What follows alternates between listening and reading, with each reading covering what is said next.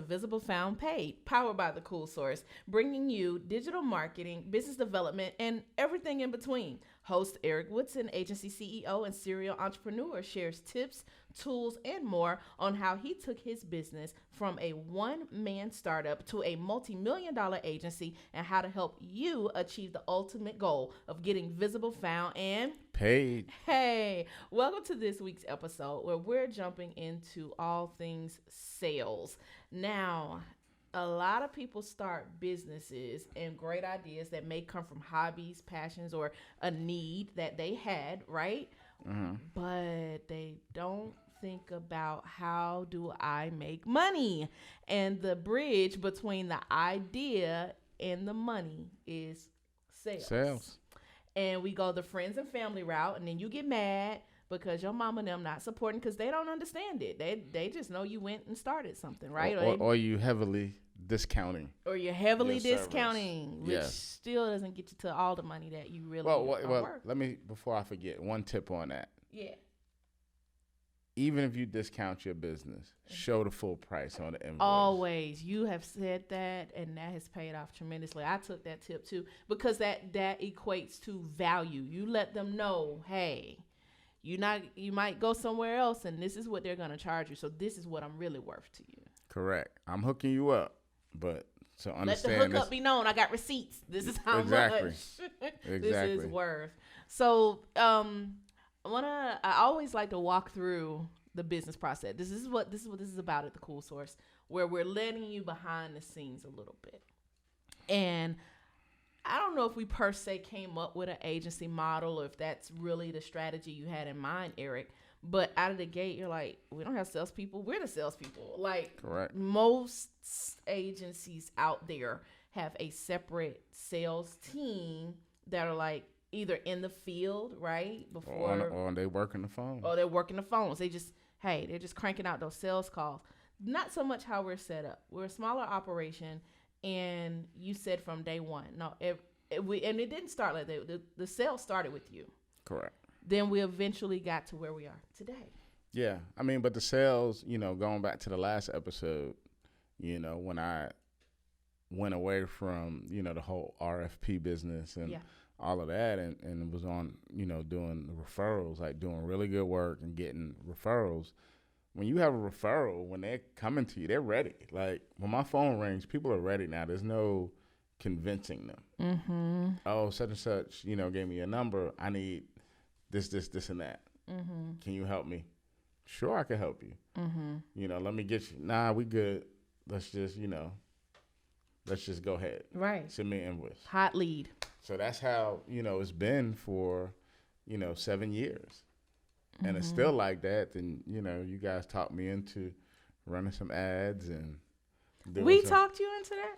Yeah, there was some crossfire. I mean, it was, it wasn't a hard sale. It was just, let's try it out and see. Yeah. We do it for other people. Let's do it for ourselves and see what happens. And now we're having to, we have our referral business. That's still, humming along. Now we have this new pipeline of business. Right. But everybody's getting an opportunity, getting some reps in and closing. So it's different for all of y'all. It's been exciting, particularly for me personally. I think we definitely have that in common, like the hunt. Like, okay, this, when you're an entrepreneur, you eat what you kill, for lack of a better phrase. And you even have this thing. You remember how we would do the this or that? And it was like, which one do you choose, the net or the spear? Yeah. So I wanted to throw that in here into this conversation. So if you're listening, you ever seen like this or that, right? The game, y'all ever played that? And it's like, hey, would you choose this or would you choose that? Coffee or tea. Coffee or tea, right. So the net and the spear, I love how you explain that. Which one do you choose when it comes to sales and business? The net or the spear? I'm going to choose the spear. Why? Because the spear, I'm going to get what I want. The net, I might get what I want, but I'm probably going to get a lot of what I don't want. Mm-hmm. But it's a lot of people out there using a net approach, and they're frustrated because they're not getting their target audience or unqualified traffic. But it's trial and error though. So, when we're probably about a month and a half in, maybe 2 months into this whole experiment of running ads. Right.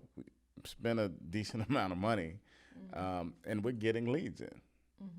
Now, some leads, we spend a little time with them and we don't close them. Y'all are going through those trials and tribulations. You think you have that fish on the hook, and you're like, yeah, I'm feeling good. Then they ghost you.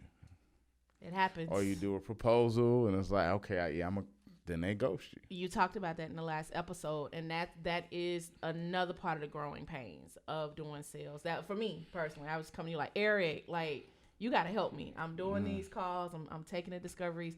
Or we got the inquiry, they seemed interested, they didn't show up, or they showed up and then, we gave an estimate or a starting quote and then they ghosted. It's like, how do we better prepare for these and get a better close is what you got to give us some guidance here.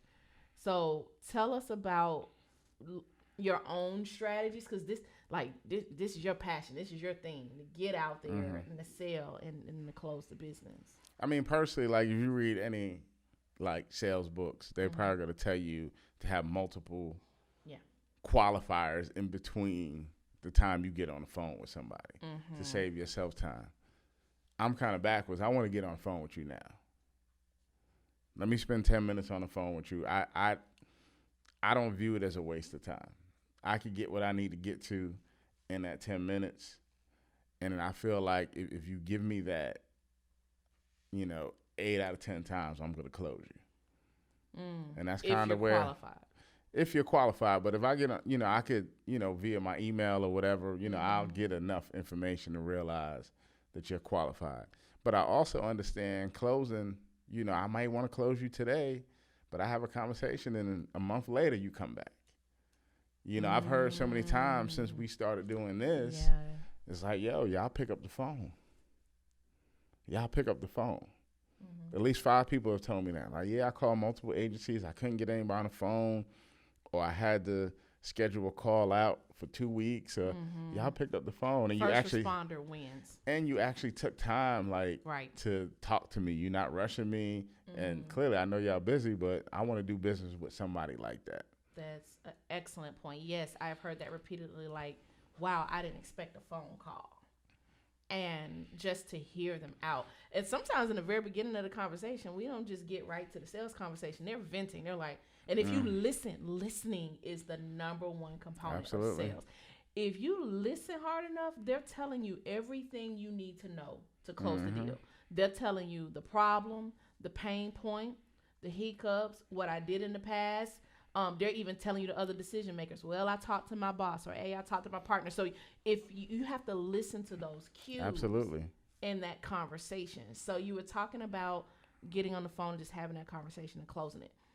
What are some key things that you listen for in that conversation initially? Well, unfortunately, marketing agencies are very popular these days. Why is that? Why do you say unfortunately? Well, I'm saying that because not everybody is good. So a lot of people that call, well, not us. Not us. Don't get it twisted. Yeah. Our but unfortunately, people call and they've had a not so good experience with other agencies. So now you have to kind of bring that wall down. So oftentimes, I'm working on that. Like, well, if I pay you this, how am I going to know? And what kind of guarantees? Like, dude, I can't give you any guarantees. Right. Like, you just got to keep it all the way real with them and kind of get them, like, lay out expectations. We put everything on paper, everything in email. We record our, our calls and things like that. It's that CYA. So, somebody's clear on, I want to be clear what you're saying. I'm going to be clear what I'm saying. So we're on the same page. And just give them that time and attention to get whatever they need off their chest before, like you said, listening before you speak. Then there's a few questions I always ask to qualify budget and timetable. Like, how soon are you looking to get this done? Yes. That's very important. And like you said, the decision makers. Because I could be talking to Mary, But Mary might not be the main person. So I'm putting all this time, energy, effort into Mary. She's like, well, let me let you talk to my boss or my partner or somebody in this department. And it's like, man, I've been cozying up to Mary. Mm-hmm. Which is still not bad because Mary has the ear of the boss, but you want to find a creative, sensible way to insert yourself in the conversation between Mary and the boss of the other and you want to get that decision maker on the phone as soon as possible. That happened a lot to me in the beginning. And just I want to add some of my background in here if I can. So our backgrounds are very different. I started out in property management on site and was uniquely trained for sales. If you know anything about apartment industry or residential property management, if you live in an apartment, the people in the leasing office. Well, I was trained, to do, 90 or 120-day lease ups. And I never realized that was going to be the foundation of everything else I did after that. And that, it was very strict, very stringent on, there were like 27 questions on this guest card and we had to memorize it. And it was old school sales tactics, right? Which worked. But then I have really enjoyed this new place we are with sales because it's kicking back some of my foundational skills again, which are really life skills. Sales skills are life skills. Absolutely. Honestly, it's the psychology of people, knowing how to be a problem solver. If you look at it less as sales, and it's like they came to me with a problem. For us, the problem is marketing. For me, at the beginning of my career, the problem was I need somewhere to live. Yeah, and you're always selling. I tell people all the time, if there's one thing you could teach your child, teach them how to sell. Sales is the oldest business in the history of man. That is true. Merchants, like you're selling, but just man and woman and man. People. I want to. I'm trying to woo you. I'm trying to sell you. Yeah, like, hey, what's up, baby? Yes. I'm trying to, choose me. That's sales. Yeah. You get what I'm saying? Everything that you do, college applications. Selling yourself. You're selling yourself. You're pitching yourself. It's all sales. If you could sell something, you will not starve. Authentically. So, okay. Interestingly enough, sales got a bad rap at one point. Everyone thinks like the dusty salesman on the car lot type situation. And your salespeople are some of the highest paid professionals. Come on. Yes. In the world. Yes. Because, again, there's a percentage that's probably like a baseline, hour salary or whatever, and then your commission on top of that. And that was the struggle, and for me in the leasing world, it was literally that sales floor, that leasing office. You talk about some real competition. It's like, no, I spoke to them first. That's my part. It was kill or be killed out on that floor. But it really came down to when we got sensible and real about it. Does it who is the better fit for that client or that person? And that was for the greater good of the team or for the business. You've done that well. Talk about that. Because when leads come in, 9 times out of 10, you or our Nitra, our creative director, see it first, and you disseminate. You kind of have a cue in a way. Yeah. So we, some of it is next man up, like the barbershop, right? Yeah. You walk in, who has an open chair, but also some of it, I know you are heavy in the coaching industry. We have some coaches called, I'm gonna send them to Melissa, or it might be somebody that's having a hard time. They have a business, but they have a hard time fleshing it out. You're better at that than I am. Like, you're going to sit there, you're going to ask them 1,000,001 question, and you probably need to do this over here. I'm not as good at that. So I'm going to send that person to you. It's good to know. So knowing the strengths and weaknesses of your team. So you want to play to the strengths of the person you're putting up to bat. Correct. Our nature is in the creative realm, OJ's on the digital side, but so still giving people opportunities to mess up. Like, get those reps. Get the reps. Get the reps. That's the only way you're going to get it. You know what? Here's the other thing sales taught me over 17 years now. That's crazy. How to handle rejection. Yeah. You get real cool with the word no. It's like, okay, so that's my first no. I probably got 6 more to go, but I got them on that 7th one. That's gonna be my yes. You get over that real quick. You have to. It's like missing a shot, right? All right, missed the shot. I got to take another one. So you just have to keep it moving, because it's the next one. I mean, we're getting a steady flow of leads. Again, like I said, we have our referral business. That's not hard. They're ready to go, those people. But, running these ads and things like that, we're getting a steady stream of new customers in. So it's always like, I've gotten 2 while I'm sitting here. Arnitra probably jumped on them already. Did y'all catch that, though? Like, if you go back and you watch some of our clips on YouTube and you listen to this audibly, Eric has, the iPad in front of his ass. I watch, like, real time to see that. But, again, it's the first responders. Like, how quickly can you show up and say, literally, have a system or a mechanism in place to be the first responder, like 911 calls. That client, that prospect is essentially putting out a 911 dispatch on their business. I need help. That's how critical it is. You do not look at that as a nuisance or I'll get to that. That's essentially saying no to the money. Yeah, they're ready and they want to feel like, oh, you call me, you got to take care of me. So you kind of setting the tone from jump, right?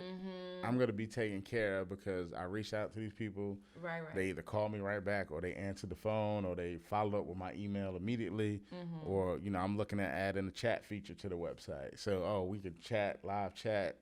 So we want to start a conversation with them as fast as possible. That's good. So sales process, you throw it out to, the team member that fits, maybe the best or who's next up. One of the questions I asked you a few weeks ago, I said, Eric, we've talked about it, but we had to put it in writing. Having a process. Look, I've lost track of how many processes we have here as a team. Every function in your business needs a workflow and a process. I know that sounds very technical, but it's essentially taking what's in the founder's head and giving it to a team member as if they've never done it and say, hey, A, B, C, D. Hey, step A, answer the phone. B, A, open the email. B, call immediately. C, that's where I asked you, I said, but I may know what to say. Someone who's never done this, say another team member, may not know or be as intuitive enough. I said, Eric, we need some questions. How did you come up with the key qualifying questions or essentially like a script or a guide to that conversation? How did you come up with that? Just stuff that I often ask. My sales calls are very fluid. I like to say, I let the water take me where it's going to take me. But I figured, I don't even remember the questions that I sent off the top of my head. I know one of them was definitely about budget. The other one was about timetable. But I believe I sent 4. Revenue, budget, timetable. And maybe decision makers, something like that. And, it's not a script per se. It's a guide. It's a guide, like, get these in here when you can. When you have an opening to ask this in the flow of conversation, you ask it. But one thing that's good about all of this, I look back, let's just say 2 years ago, or actually a year and a half ago, we couldn't do this. All the referrals came to me. We didn't have this. We weren't running ads, so we were getting very little, business where, we found your website or anything like, every once in a while we get something, but it was all referrals, which was fine. And we're growing our business off referrals, but it was all coming to me. So now we have systems in place. When we have a new account, they're not just emailing me anymore or texting me like they used to. I don't get texts anymore. That was a big deal, man. Like, that's something to celebrate because we've come a long way, and I hope that's giving you some of your time. Oh yeah, I could. Without COVID, I'd have been on vacation. COVID messed me up. Shout out to OJ. OJ's behind the scenes. Does all the digital, and he's producing with us. And he said that at the top of the year. He said, "Look, we had like a team huddle." He said, our goal is to take as much off of Eric's plate and to get people to stop calling him. And if you can get people in position like that, as that's like a win as a founder or as a CEO. People to say, give the founder their time back, and we can run the ball. We can do this And they shouldn't always have to go to Eric. They shouldn't always have to, but that means you have to have people that could be your echo, who know what to do. It's almost like, what would Eric do? Or what would this leader do? Right? I get very few phone calls now. That's big. Oh, man, that's so good to hear. Very few. I get that's very few. To the team. Usually when I get an email, Kima or OJ is attached, copied on the email. I still have to tell Kima, take me, when she replies. Take me off. Take me off, dude. I got so many emails in my inbox. I'm like, y'all, you got this. So it's the best thing for me to hear when I have clients calling like, yo, OJ and Kima did this, or, Melissa did that, or Anitra did that. Like, this is awesome. And it's like, oh, I don't even know what they're doing. It's just I appreciate you sharing that. Yeah. So for those of you who are founders and you're listening to this and you're wondering, like, should I get a team? If like what we just said over the last minute or two is your proof of why you need teams and people to work in the business, on the business, not in it all the time. You essentially like, hey, this is my business. I'll work on it. I'm not in the details all the time. I'm not in the sales all the time, because you like to be. For someone listening to this, that might not be your thing. Well, you know what? Get in there, write your processes, and then get your people to work this for you. But the crazy thing is, I do, and I've always said that, like, oh, if I could just get to sales, I'm good. But even now with that, I'm not. You're not doing. I may do 30-40% of it. Really? That was more than that. Okay. No, I mean, Arnitra, she's usually gonna reply before me, and if it's anything creative, she go take that. Yeah, and then she's also helping with, assigning it out. There's another part of sales I want to touch on too in this conversation. There's the initial sale, and this is something we talked about in property management, the resale or the renewal process. Mm-hmm. Sales is not a one-time event. Sales is occurring for every win, every good action that you did for a client. That's another sales moment. But that's dating, right? Like, we go date for a month, 2 months. We go be in a relationship for years. We go get married. Like, we want to marry our clients. So commitment. We want that commitment where we're your people. Mm-hmm. You're going to stay with us. And we do have some very long-standing, a lot of our clients have been with us for years. Mm-hmm. And then, we're treating these new clients, they're getting that high level of service. Mm-hmm. And, I could tell that they're really appreciating it. You guys went to visit somebody this week. Mm-hmm. I got a text like, hey, I appreciate you sending them, you and Arnitra, I appreciate you sending them over here. It was great. I enjoyed them. Mm-hmm. They helped me figure some things out. And that's ultimately what we like to hear. That's good. That's good. So you want to think about, I love your analogy, the dating, the wooing, the commitment, the marriage, and then let them, and now they become what I call your sales extension or your ambassadors. Your evangelists. Your evangelists. There we go. And now they're telling their friends, and you set a bar or expectation, because now the friend has been, hyped up like, oh, whoa, so-and-so told me the cool source. Y'all did this for them, y'all did that for them. And you have to think about this. Think about this. You have friends in business, and, you have your own business. Everybody in here has something. Mm-hmm. You have friends that you talk to about your business. Yeah. They understand your struggle, your journey, your trials and tribulations. So think about when one of these clients come through the door and we're helping them, and they're going out to dinner with their friends. They talk to them like, girl, what's going on? Oh, yeah, I found this crew. They're doing this. They're doing that. Oh, really? What's their name? Let me check them out.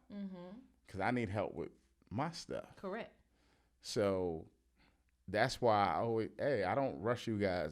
Hey, we only got 15 minutes on a call. Or, Arnitra was in here this morning with a client, over video conference. They was in here for like an hour and a half going over their branding. Mm-hmm. I know some agencies, now you spending too much time. And I get it, time is money. Mm-hmm. But at the same time, we don't want to rush the process. Quality.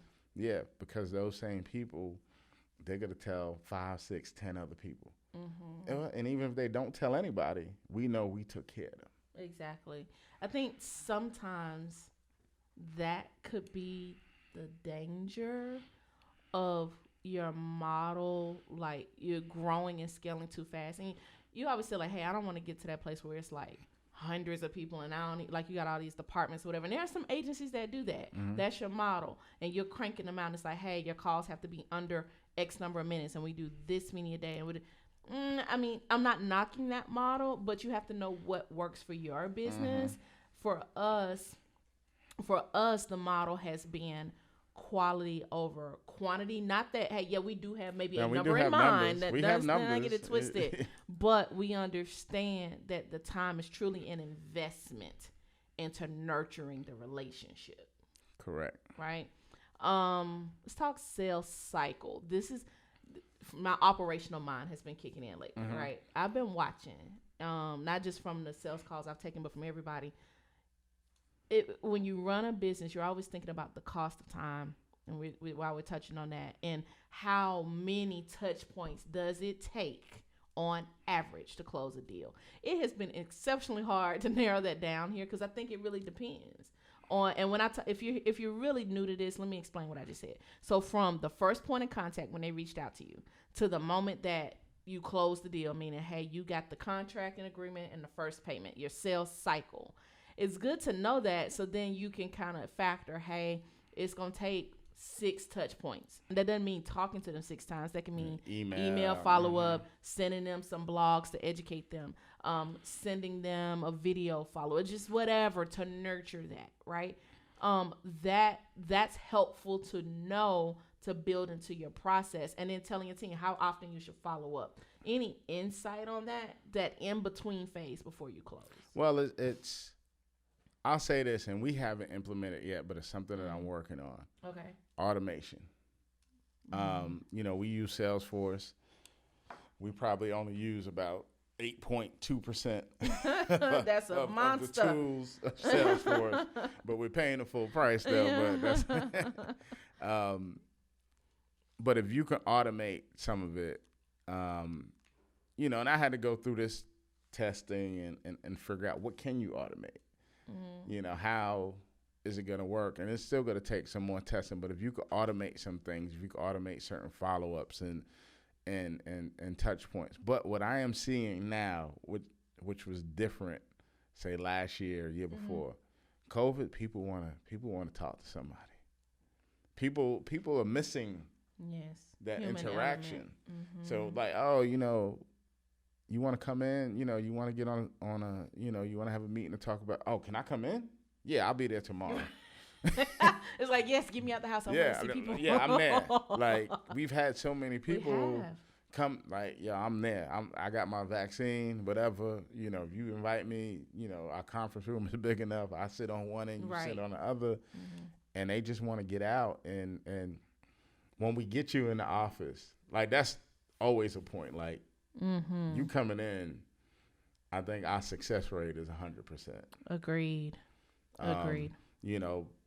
Talking about the touch points, I'm probably at like 3.5, 4 in closing from what I've seen. I'm trying to get that down. In my ego, as soon as I talk to you, we ready to sign a contract. But, I really want to get that down to like 2.5. In terms of number of touch points before closing. Do you keep track of your own personal closing ratio, or how do you feel about tracking your closing percentages? No, I think we should, and I think we should have conversations on maybe why. So I think OJ and I were talking about it the other day, just the whole sales flow, right? Taking people from a lead in Salesforce to an opportunity, and making sure we're using it properly, so we could track and understand. And then if we don't close somebody, put the reason. Why? Because maybe it's, it might be a financial thing, or it might be a timing thing. So, hey, this person is ripe for maybe in 60 days, we're going to reach back out to them. Correct. Or maybe this person went with somebody else. And if that's the case, we should reach out to that person. Like, hey, why did you decide to go with somebody else? Get some feedback. Hey, whether it was pricing, whether we felt their expertise was better, or I didn't feel like you explained it this way. I talked to people that, decide to go another direction. That was something I also learned in my property management background was, okay, if they went and rented somewhere else, still keep them in the system. And then like at the 6 month mark, or even like 3 months before their year mark, reaching back out. Hey, I know, we spoke a while back. How's that going for you? Did you get the results you wanted? It's essentially that re-engaging. So, hey, in a few months, hey, Eric, I know we talked in January. It's coming up on June.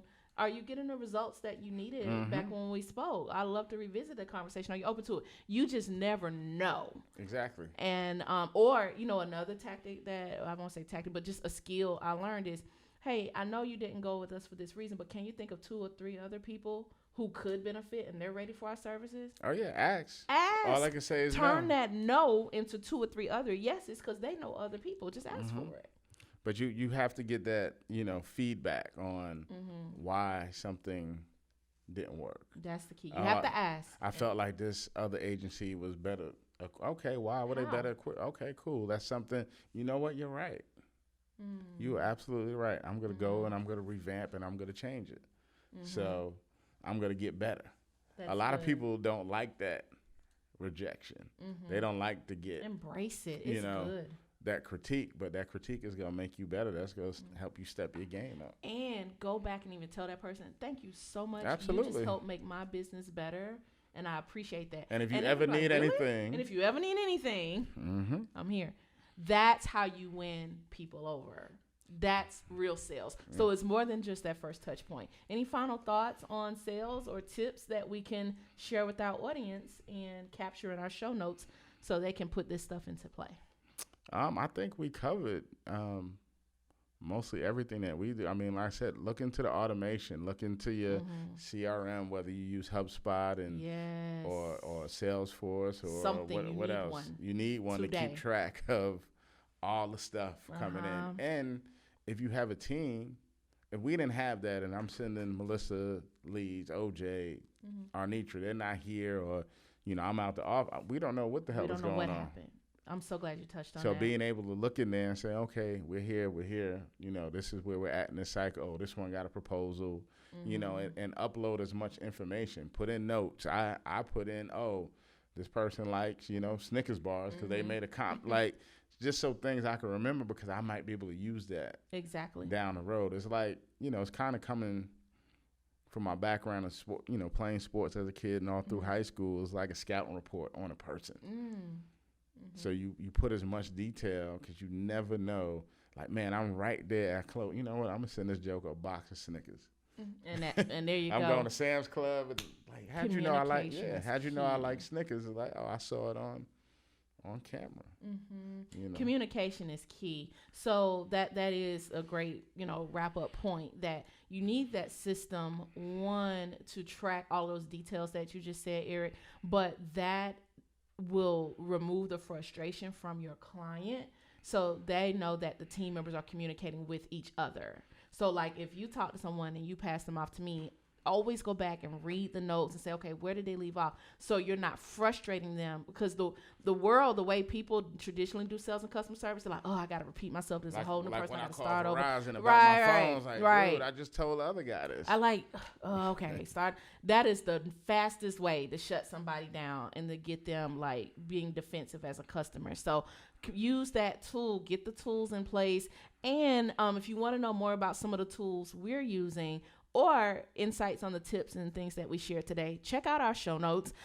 Go ahead and hit that subscribe button. If this episode was helpful to you and you got some great sales tips and information, don't be stingy. Share the episode. Turn on your notifications so you don't miss a moment of when we go live or drop new episodes. In our show notes, we'll share for you some of our CRMs that we're using, the tips that Eric shared, and more resources that you can even find on our blog at thecoolsource.net. Thank you guys so much for tuning in. You've now been listening to Visible, Found, and Paid. See you on the next episode.